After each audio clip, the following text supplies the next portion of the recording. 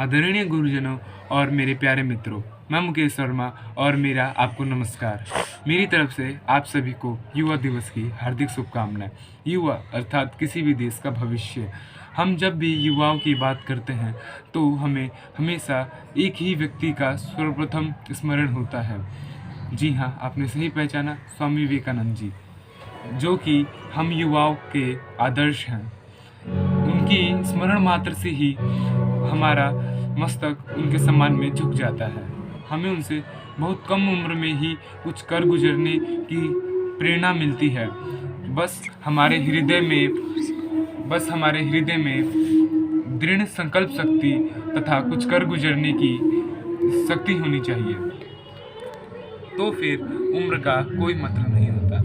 हम युवा उम्र के दायरे से नहीं बनते, हम युवा अपने सोच से बनते हैं। वह व्यक्ति जो सदैव ही अपने बीते हुए कल के बारे में सोचता है, वह बीते हुए कल में ही जीता है और वह युवा हो ही नहीं सकता।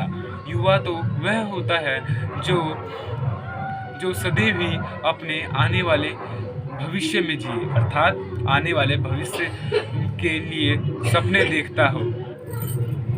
हम युवा अपने उम्र के दायरे से नहीं बनते, हम युवा अपनी सोच से बनते हैं।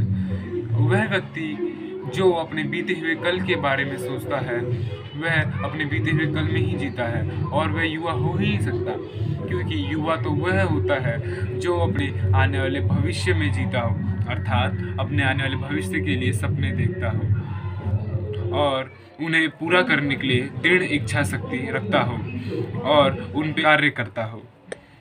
और जैसा कि स्वामी विवेकानंद जी ने कहा था, उठो आगे बढ़ो, उठो जागो आगे बढ़ो और तब तक मत रुको जब तक लक्ष्य की प्राप्ति ना हो जाए। आवश्यकता है तो सिर्फ खुद स्वयं को विकसित करने की, अर्थात स्वयं का विकास करने की। जैसा कि स्वामी जी ने कहा था, आप जैसा सोचोगे आप वैसा ही बन जाओगे। अगर कोई व्यक्ति स्वयं को कमज़ोर सोचता है तो वह कमज़ोर ही हो जाता है और जो व्यक्ति स्वयं को मजबूत समझता है वह मजबूत ही होगा।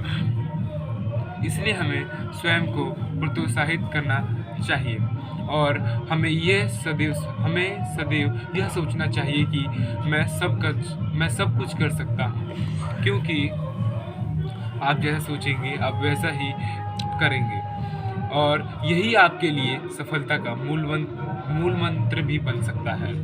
और हमें स्वामी जी के विचारों को पढ़ना और समझना चाहिए, विशेषकर हम युवाओं को।